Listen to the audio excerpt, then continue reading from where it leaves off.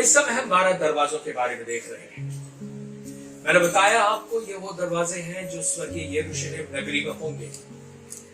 और ये जो यरूशलेम नगरी है ये स्वर्ग से उतरेगी, ऐसा प्रकाशित वाक्य कहता है। मैंने इस नगरी के बारे में आपको बताया, इसकी नींवें, इसके दरवाजे, इसके फाटक है, बहुत सारी चीजें मैं आपको बता रहा हूँ, कैसे मोतियों से बने हैं, और ये सारी चीजें मैं आपको बता रहा हूँ। इस समय हम और आप स्वर्गीय नगरी के 12 फाटकों को देख रहे हैं। हम 12 फाटकों में हमने देखा, पहला जो है वो फाटक द्वार जो है वो यीशु मसीह है। यीशु मसीह ने कहा मैं द्वार हूं। फिर हमने देखा गरीब द्वार, जिसमें मैंने आपको बताया कि वो लाजर और अमीर आदमी की कहानी। फिर शोक का द्वार, हम लोग देखते हैं लाजर मर गया था और वो ऐसी परिस्थिति में आया जब शोक के द्वार पर खड़ा। फिर आप जानते हैं कि विधवा थी जो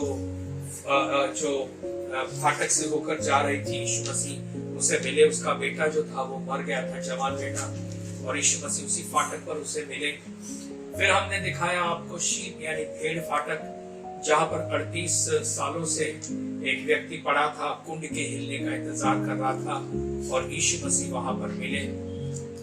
फिर छठवां हमने फाटक देखा, मंदिर का फाटक, जिसको कि सुंदर फाटक ऐसा कहा गया है प्रेरितों के काम में। और एक व्यक्ति जो बेचारा उस मंदिर के फाटक के पास बैठा रहता था, क्योंकि शरीर में वो दिव्यांग था, इसलिए उसे मंदिर में प्रवेश करने की इजाजत नहीं थी। आज हम देखेंगे अन्य जातियों का फाटक। अब इन सारी चीजों को जब मैं आपको सिखा रहा हूं, तो जैसे मैंने कहा ये स्वर्गीय नगरी उतरेगी, इसका मतलब ये भविष्य में होने वाली घटना है। लेकिन जो भविष्य में होगा वो हो चुका है, हो रहा है और होगा। यही तो परमेश्वर की खूबसूरती है। जितनी भी बातें हम आपको बता रहे हैं, बाइबल में से बता रहे हैं। भेड़ फाटक बाइबल में ऑलरेडी उसका वर्णन आ चुका है। और हमने आपको जो है यीशु मसीह द्वार है, वो था, है और हमेशा रहेगा। तो जब भी हम ये स्टडी कर रहे हैं तो एक चीज ध्यान दें, स्वर्गीय नगरी यरूशलेम उतरेगी, हाँ उसके 12 फाटक होंगे। लेकिन ये 12 फाटक जो है वो आज हम अपने वर्तमान जीवन में किसी न किसी रूप में हम इनका अनुभव करते हैं। फॉर एग्जाम्पल बाइबल कहती है हम अनंत काल तक परमेश्वर की उपस्थिति में रहेंगे। तो परमेश्वर की उपस्थिति में आने के लिए हमें अभी यीशु के आने का इंतजार या स्वर्गीय यरूशलेम के उतरने का इंतजार करने की जरूरत नहीं है। क्या होगा, हम आज भी परमेश्वर की उपस्थिति में है कि नहीं? तो जब भी आप और हम इस स्टडी को देख रहे हैं तो इसी तरह से देखें, वो हो गया है क्योंकि मैं बाइबल में से बता रहा हूं आपको, और वो हो रहा है यानी उससे मैं और आप अपने जीवन में उस दौर से होकर जाते हैं, और आने वाला है ये स्वर्गीय यरूशलेम का है। तो आज हम देखेंगे अन्य जातियों का फाटक मेरे लिए निकाले, प्रेरितों के काम उसका 10वां अध्याय, प्रेरितों के काम उसका 10वां अध्याय और 17-18 वचन हम देखेंगे। एक्ट्स चैप्टर 10, 17 और 18। जब पतरस अपने मन में दुविधा में था कि ये दर्शन जो मैंने देखा वो क्या हो सकता है, तो देखो वे मनुष्य जिन्हें कुरनेलियुस ने भेजा था शमौन के घर का पता लगाकर द्वार पर आ खड़े हुए और पुकार कर पूछने लगे, क्या शमौन जो पतरस कहलाता है यही अतिथि है? अब एक चीज को ध्यान दें, ये लोग जो पतरस से मिलने को आए थे ये लोग बिलीवर नहीं थे। ओके, कुरनेलियुस जो था ना, उसने उन्हें भेजा था पतरस से मिलने के लिए। और इस घटना के पहले पतरस ने एक दर्शन देखा है जो स्वर्ग से चादर उतरती है।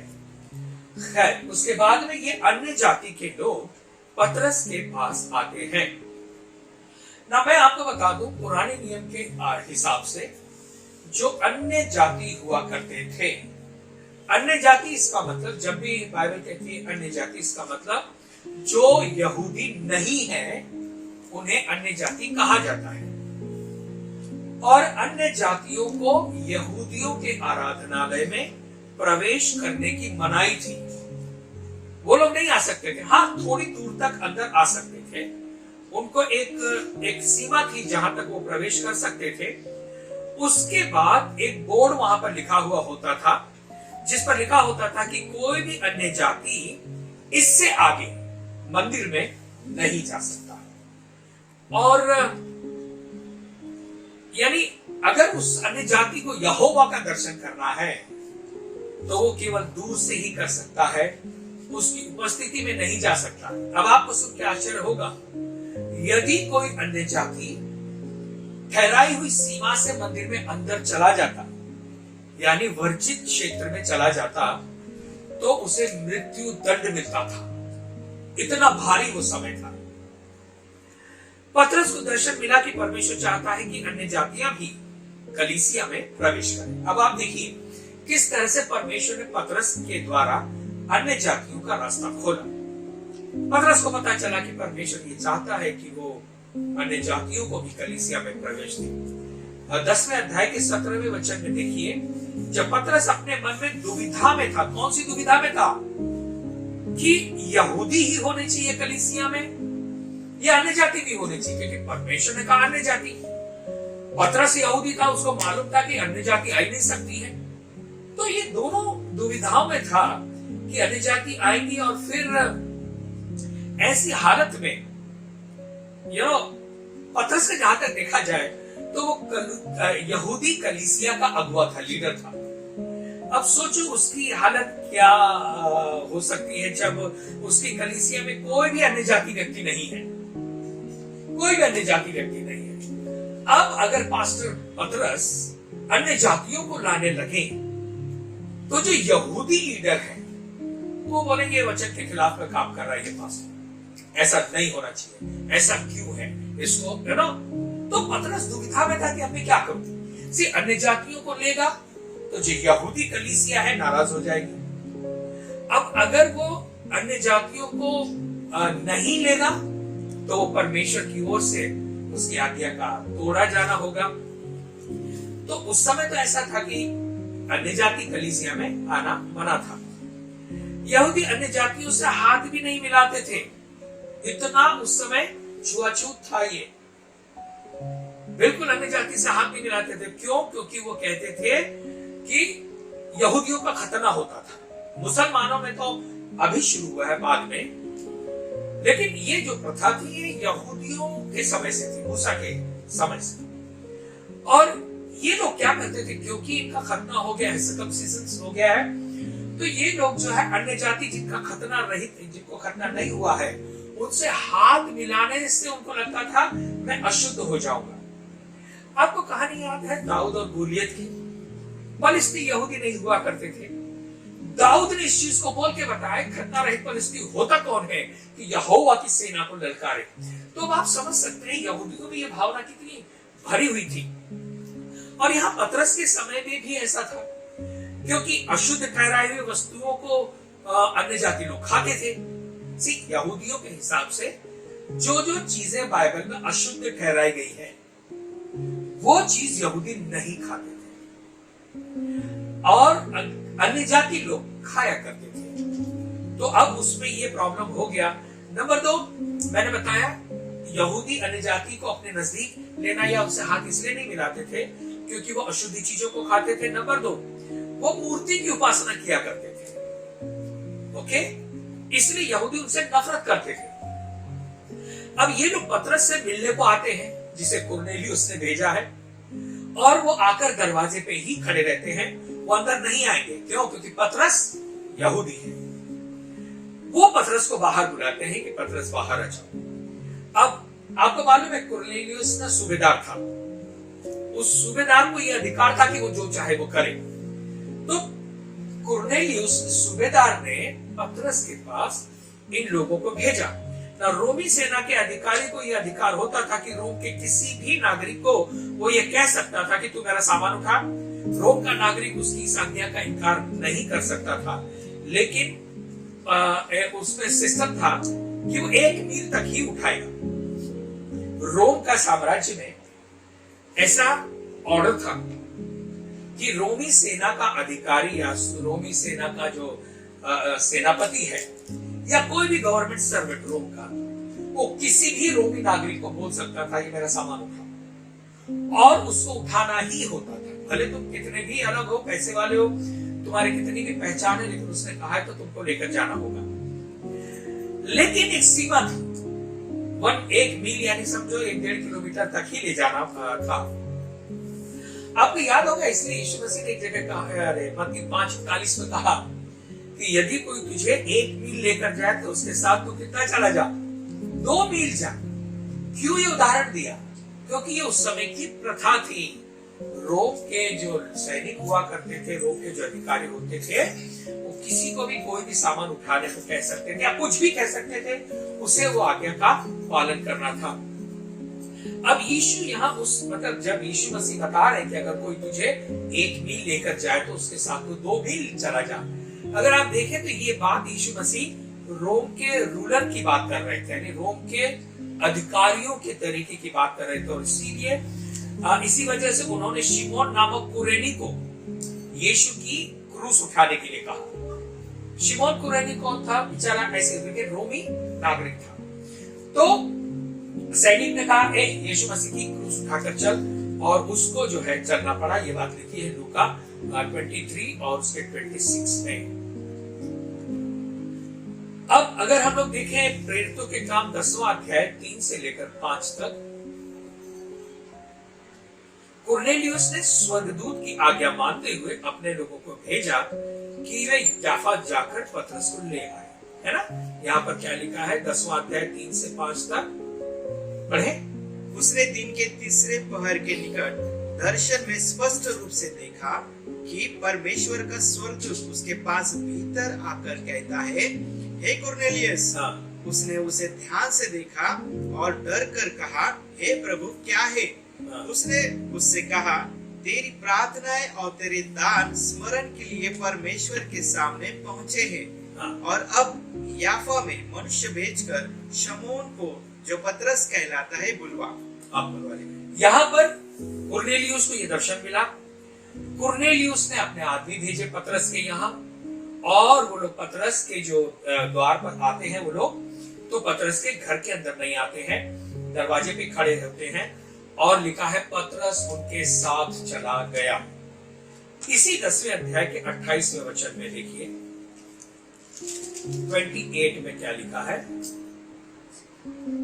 उनसे कहा, तुम जानते हो कि अन्य जाति की संगति करना या उसके यहाँ जाना यहूदी के लिए अधर्म है, परंतु परमेश्वर ने मुझे बताया है कि किसी मनुष्य को अपवित्र या अशुद्ध न कहूं। अब यहाँ पर परमेश्वर जो है उस समय के ट्रेडिशन को बदल रहा है। कलीसिया में एक नया दौर आ रहा है, और इसीलिए पतरस जो है उनको बताता है कि भाई देखो, तुम जानते हो कि हमारे हिसाब से परमेश्वर हमें अन्य जातियों के साथ संगति करने की भी इजाजत नहीं दी है, या यहूदियों के लिए अन्य जातियों के पास जाना अधर्म है।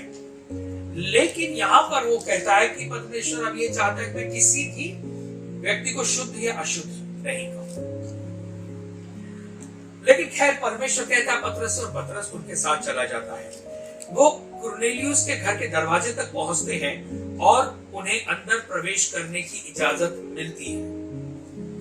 वे ये अशुद्ध अन्य जाति हम थे। अब यहाँ पर इसके आत्मिक रूप को देखें। मैंने यहाँ पर आपको बाइबल में लिखी बात बताई। ये अशुद्ध और अन्य जाति आप और मैं थे। हमें अंदर प्रवेश करने की मनाही थी। यहेजकेल 44:9 देखें। यहेजकेल 44:9, यहेजकेल 44:9।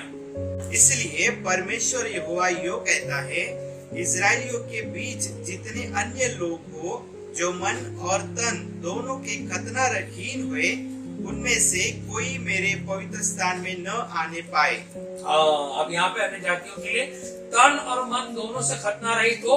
परमेश्वर ने कहा था कि कोई भी मेरे पास अंदर भीतर नहीं आने पाए।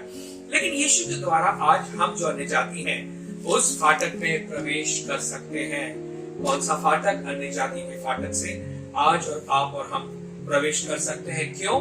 क्योंकि यीशु का लहू हमारे सारे पापों से शुद्ध करता है। पहला यूहन्ना 1 अध्याय 7वां वचन। फिर इब्रानियों 10वां अध्याय 19वां वचन भी कहता है कि यीशु के लहू द्वारा हम परमेश्वर की उपस्थिति में जा सकते हैं। और आप देखिए कैसरिया में कुरनेलियुस के यहाँ पर पहला अन्य जातियों की कलीसिया शुरू हुई। पहली अन्य जातियों की कलीसिया कहां शुरू हुई? कुरनेलियुस के घर में। ओके, तो अन्य जातियों के लिए अब ये फाटक खुल गया है। आइए अगला फाटक देखें, 8वां।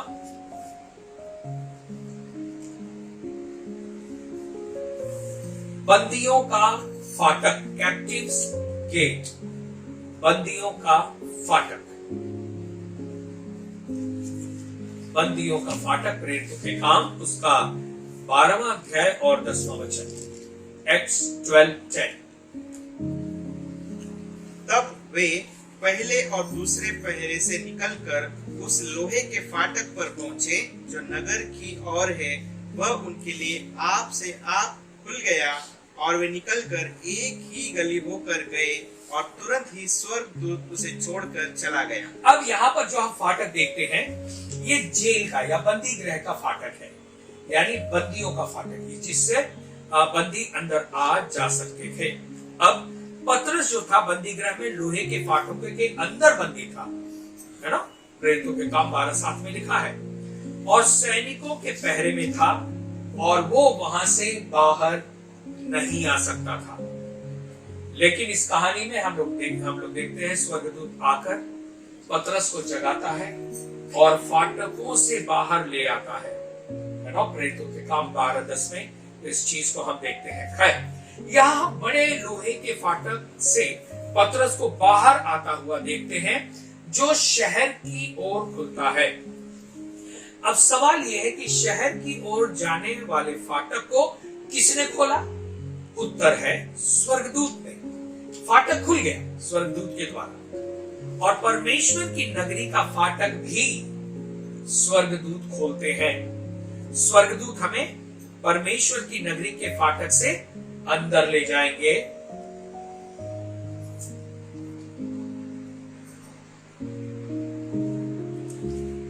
अजीब बात यह है कि पतरस के लिए स्वर्गदूत ने तो बंदी गृह के दरवाजे या फाटक को खोल दिया, परंतु कलीसिया ने पतरस के आने पर दरवाजा नहीं खोला। प्रेरितों के काम 12:14। पतरस बंदी था, फिर पतरस स्वतंत्र हुआ और अब वो नगर के द्वार पर जाता है जो यरूशलेम शहर का था। अगले दिन पतरस मार डाला जाने वाला था, ये आप और हम जानते हैं, लेकिन स्वर्गदूत ने उसे बचा लिया, उसे छुड़ा लिया। ऐसे ही हमें भी अनंत काल की मृत्यु मिली थी, लेकिन अब हमें अनंत काल का जीवन मिला है। जीवन के फाटकों में प्रवेश करने के लिए पतरस को स्वर्ग जाना नहीं पड़ा। यह घटना उसके जीवन में हुई इसी पृथ्वी पर रहते हुए। तो जो भी इन फाटकों के बारे में जो भी मैं आपको बता रहा हूं, ये हो रही है, हो गई है और होने वाली है। तो हम देखते हैं कि जेल की काल कोठरी से पतरस जिंदा बाहर आया और वापस कलीसिया में गया, और अब वो बंदी नहीं था, उसकी जंजीरें खुल गई। स्वर्गदूत, देखिए, स्वर्गदूत बंधनों को खोलना अच्छी तरह से जानते हैं। स्वर्गदूत बातों का खोलना अच्छी तरह से जानते हैं। आप जानते हैं यीशु मसीह की कब्र को भी स्वर्गदूतों ने खोल दिया। मत्ती 28:2 बताता है। परमेश्वर से संबंधित यदि कोई मृत्यु और बंधन में है, तो ये स्वर्गदूत हर बंधन को खोलकर उन्हें जीवन की दशा में ले आते हैं। परमेश्वर का धन्यवाद हो। ये द्वार आज हमारे लिए भी बंदी का द्वार खुला है। ऐसा अभी भी हमारे साथ हुआ है। मृत्यु का दंड हमें मिलना था, लेकिन परमेश्वर ने हमें बचा लिया है। आइए अगला द्वार देखें, अगला फाटक देखें,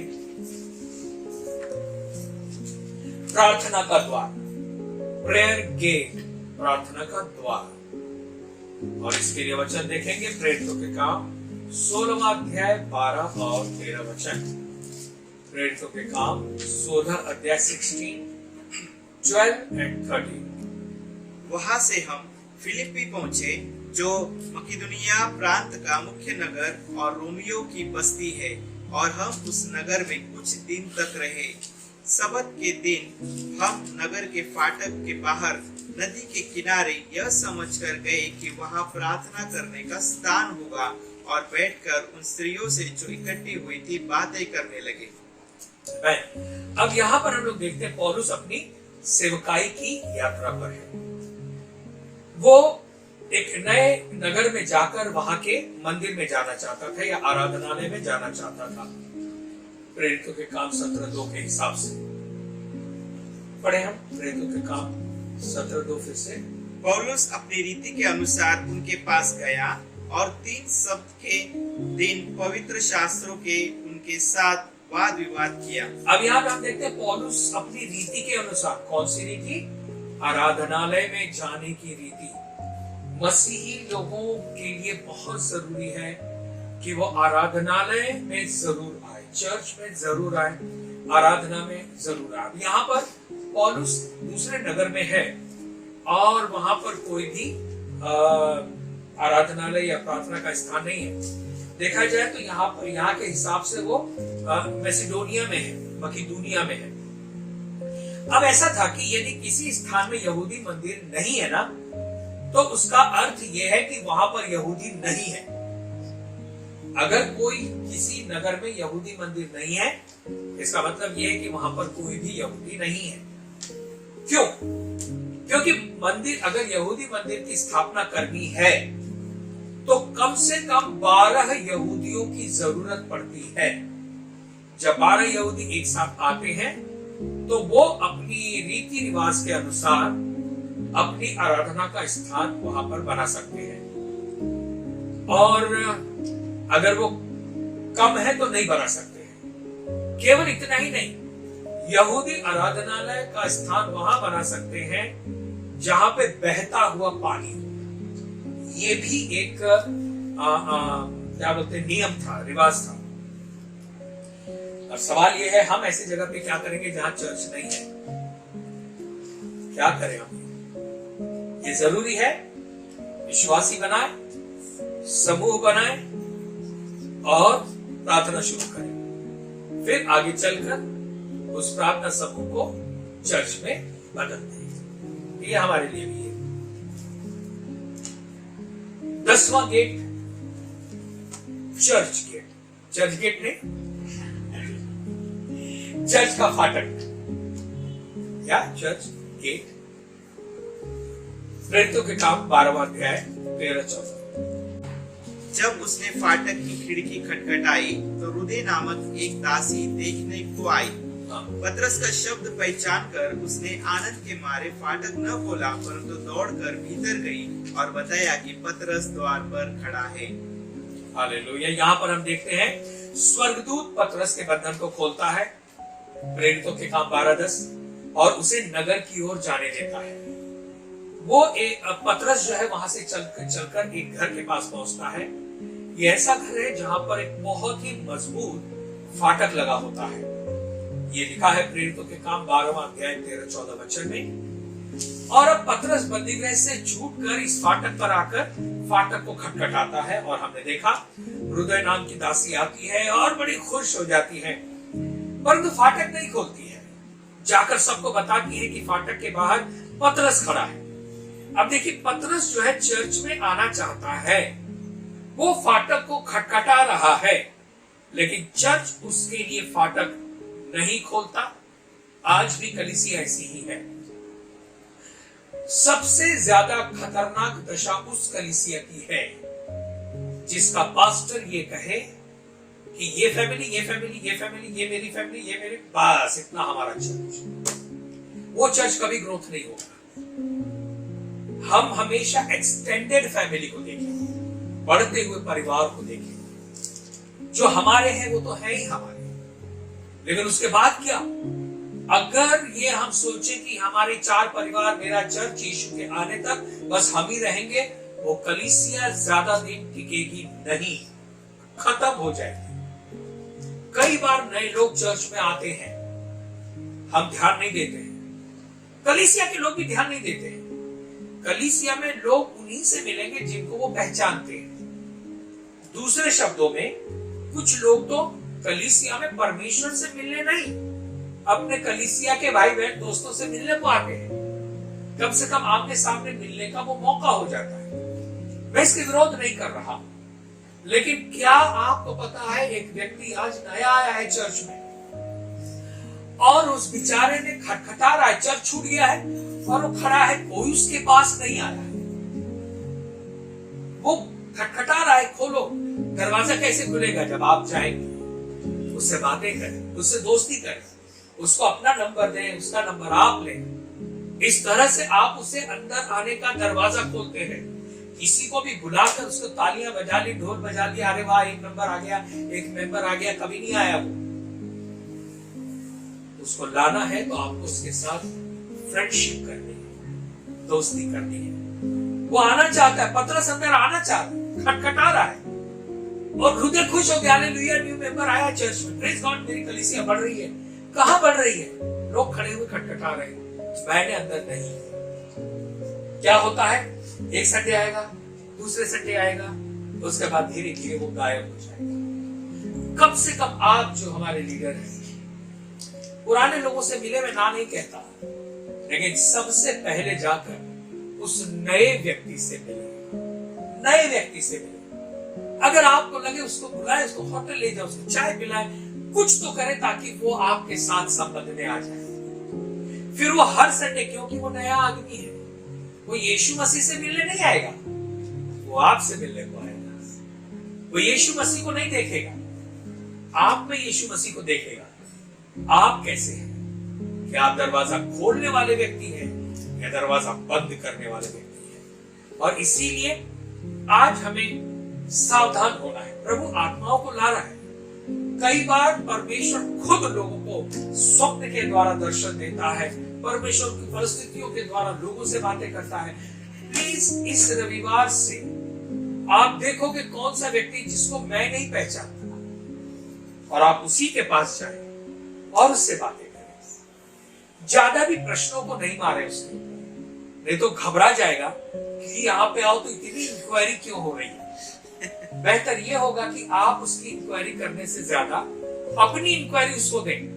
मेरा नाम ये है, मैं ये ऐसा है, मैं इतने साल से प्रभु में हूं, मैंने प्रभु की दया को देखा है, मैंने प्रभु की करुणा को देखा है, जब से मैं यीशु मसीह में हूं मेरा जीवन बदल गया है। इस गवाही को आप देना शुरू करो। जब आप अपने बारे में सवाल नहीं पूछे, उसको बताएं, धीरे धीरे वो खुद ही कहेगा कि मैंने भी इतने साल हो गए या इतना महीना हो गया, इतने दिन हो गए, मैंने भी यीशु मसीह को स्वीकार किया। मैं भी ढूंढ रहा था कोई मुझे अच्छा चर्च मिले, लेकिन मुझे ये चर्च बहुत अच्छा मिला। कैसे मालूम पड़ेगा? आपको देखकर। सो प्लीज, कलीसिया किसी पास्टर की, किसी मिनिस्ट्री की कभी नहीं है। मैं मर जाऊंगा, कहीं और दूसरा आ जाएगा उस जगह पे। यीशु के आने तक मेरे लोग मेरे नहीं, इसको निकाल के फेंक दें, ये चीज हमें मिनिस्ट्री को और नीचे गिराने वाली है। हर व्यक्ति आपकी नजरों में बहुत ही बहुमूल्य है, चाहे वो आगे बैठने वाला हो या पीछे किसी कॉर्नर में बेचारा अकेला बैठा है। संसार में लोगों की बेइज्जतियां होती, कोई किसी को देखता नहीं है, कोई किसी का महत्व नहीं देता, सब एक दूसरे को नीचे गिराते हैं। अगर नया आया हुए व्यक्ति के लिए हम चर्च का दरवाजा खोलकर उसको मान, सम्मान, इज्जत देते हैं, प्रभु का प्यार दिखाते हैं, वो व्यक्ति कभी नहीं जाएगा। समझ रहे हैं आप? और इसीलिए जरूरी है ये चर्च का फाटक हम हर एक व्यक्ति हमेशा खुला रखें। आपको पता है, पतरस खटखटा रहा है, अंदर लोग जो प्रार्थना कर रहे हैं उन्होंने पतरस के जिंदा होने पर विश्वास ही नहीं किया। ओके, पतरस ने परमेश्वर ने पतरस के जीवन में चमत्कार करके बंदी गृह के फाटकों को खोलकर उसे बाहर निकाला। और पहला काम बेचारा क्या करता है? वो क्या करता है कि चर्च में आता है, यानी जहां लोग प्रार्थना कर रहे हैं वहां आता है, लेकिन चर्च उसे अंदर आने नहीं देता। और फिर क्या होता है? वो खटखटाते ही रह जाता है और उसके बाद चला जाता है। यदि हम आज ऐसी कलीसिया में जाकर खटखटाएं और वो चर्च हमें अंदर आने नहीं दे, तो क्या फिर भी हम खटखटाते रहेंगे? नहीं, पतरस चला गया, वो भी चला जाएगा। पतरस की कलीसिया ने उसके इस चमत्कार पे विश्वास ही नहीं किया। पतरस खटखटाते ही रहा। लोग आज चर्च का दरवाजा खटखटा रहे हैं और वे अन्य विश्वासियों की संगति में आकर रहना चाहते हैं, अपने साथ हुए चमत्कार को उन्हें बताना चाहते हैं और बेचारे खटखटाते ही रहते हैं। परमेश्वर चाहता है कि सभी चर्च में आए, किसी का भी नाश नहीं हो। वो चाहता है कि सभी परमेश्वर की उस नगरी में प्रवेश करें। चाहे वो व्यक्ति मुझे अच्छा लगे या नहीं लगे, जरूरी नहीं है कि मुझे अच्छा लगने वाला व्यक्ति ही परमेश्वर को अच्छा लगेगा, या जो व्यक्ति मुझे बुरा लगता है परमेश्वर को भी वो बुरा लगता है, ऐसा नहीं है। हो सकता है कोई व्यक्ति आपको बुरा लगे, लेकिन परमेश्वर को वो सबसे प्यारा व्यक्ति है। तो ऐसे में क्या करें?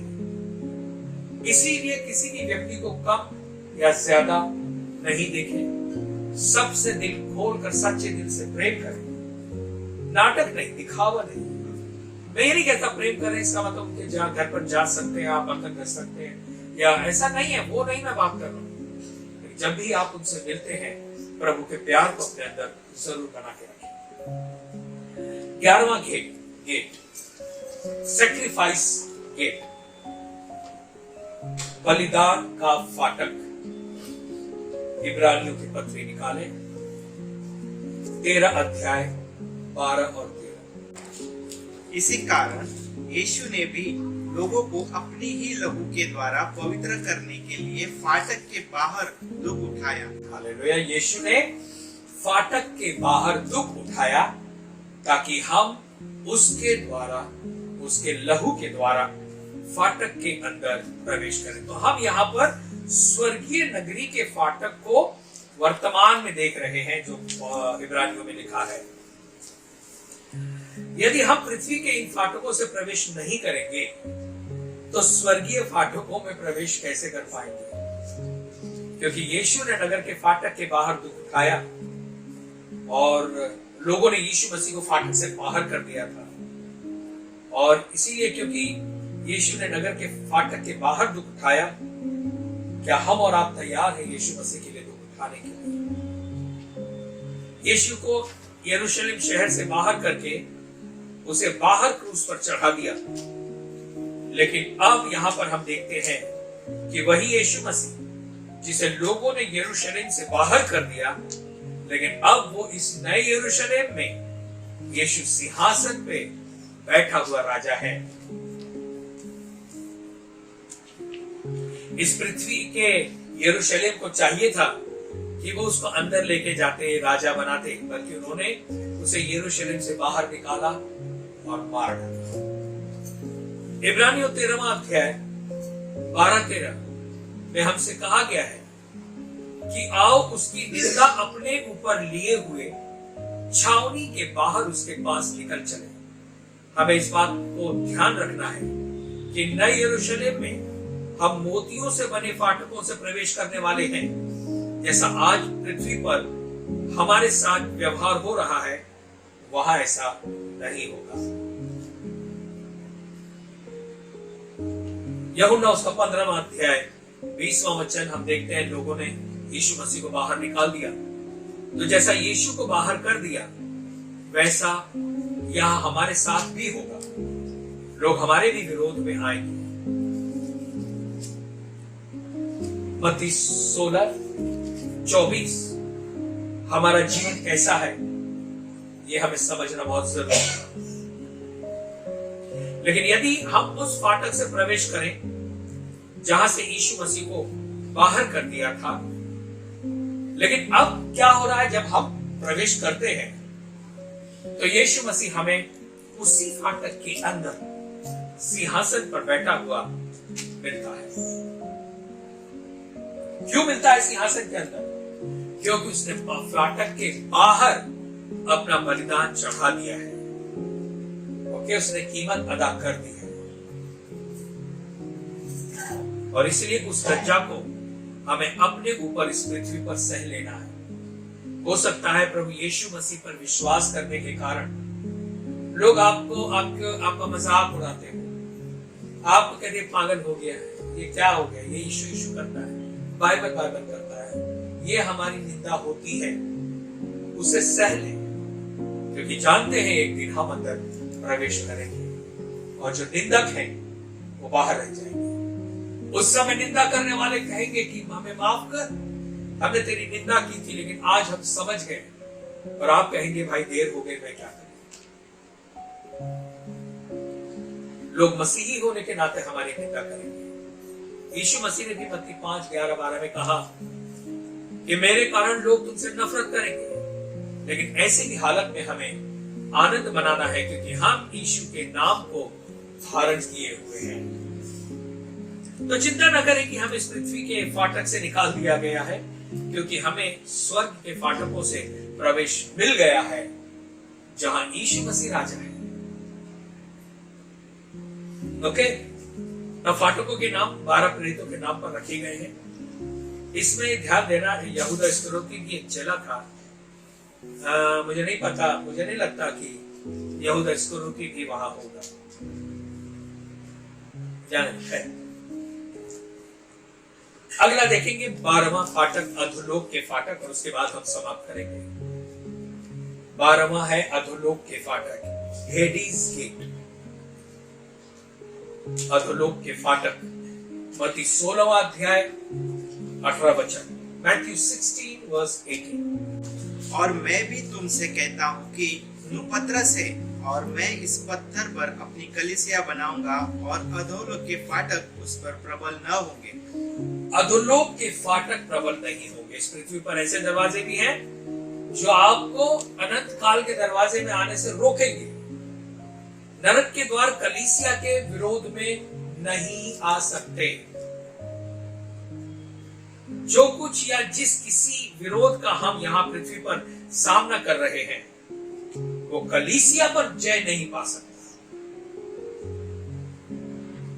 फाटक जो है ये अधिकार या प्रधानताओं को भी दर्शाता है। फाटक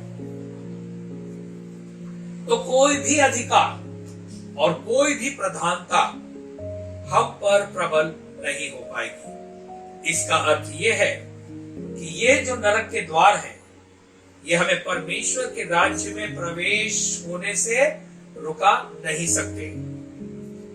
यानी नए यरूशलेम में प्रवेश करने से ये हमें रुका नहीं पाएंगे। परमेश्वर के मंदिर में प्रवेश करने से ये हमें रुका नहीं पाएंगे। अब कोई भी ऐसा फाटक नहीं बचा है जो हमें परमेश्वर की उपस्थिति में आने से रोक सके। अब नरक के फाटक हमारे विरोध में प्रबल नहीं होंगे, तो अधोलोक या नरक के भी फाटक है। इस चीज को आप ध्यान दें, केवल स्वर्गीय यरूशलेम के फाटक नहीं है, नरक और अधोलोक के फाटक भी है। आप देखिए इस नरक के फाटक या संसार के फाटक, इस पृथ्वी पर जो बेबीलोन का तरीका है, सांसारिक तरीका, और ऐसी कई बातें हैं जो हमारा विरोध करती हैं, हमें रुकाती हैं। बेबीलोन का तरीका क्या है? हर एक वो सामाजिक व्यवस्था जिसमें परमेश्वर नहीं है, यीशु मसीह नहीं है, वचन नहीं है, अगर कोई भी रीति रिवाज या सामाजिक व्यवस्था जो परमेश्वर के बिना है उसे हम बेबीलोन की व्यवस्था कहते हैं। फिर फाटक है नरक का ना, कैसा फाटक है? चौड़ा फाटक है जो विनाश की ओर जाता है। मत्ती 7:13 में हम इस चीज को देखते हैं। कोई भी फाटक परमेश्वर के उस कार्य को जो उसने हमारे लिए किया है उसे समाप्त नहीं कर सकता। हम अवश्य ही परमेश्वर की नगरी में जाएंगे। परमेश्वर आप सभी को आशीष दे। आज हम यही रुक जाएंगे और उसके बाद हम नेक्स्ट टाइम आगे जाएंगे। हमने आपको आज 12 फाटकों के बारे में बताया, और ये 12 फाटक जो है ये नए यरूशलेम के फाटक हैं, और इनका वर्णन पहले भी बाइबल में आ चुका है। आज भी हम इन फाटकों के दौर से होकर जा रहे हैं।